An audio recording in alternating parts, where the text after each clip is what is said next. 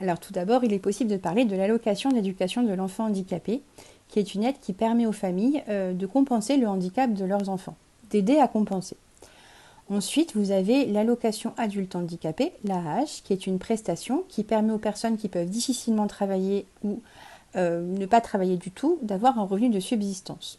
Ensuite, on peut également parler de la prestation de compensation du handicap, donc de la PCH, qui est une aide financière qui permet soit d'acquérir du matériel destiné à compenser les différents handicaps, soit destiné à financer un ou une auxiliaire de vie qui permet de vous aider dans les tâches du quotidien, les tâches administratives, les tâches ménagères, ce genre de choses.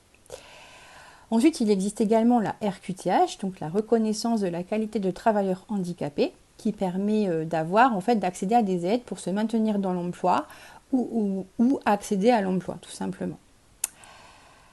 Pour accéder à ces différentes prestations, il y a une étape à franchir, c'est le dossier MDPH. Et le dossier MDPH, c'est vraiment quelque chose de compliqué pour les personnes concernées par le handicap.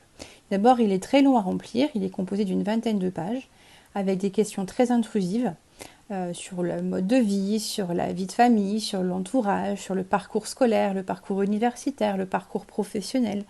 Donc c'est quand même quelque chose de très intrusif.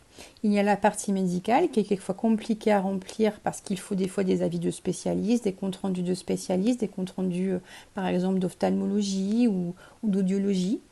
Donc c'est vraiment des choses qui sont des fois complexes à compléter et à fournir.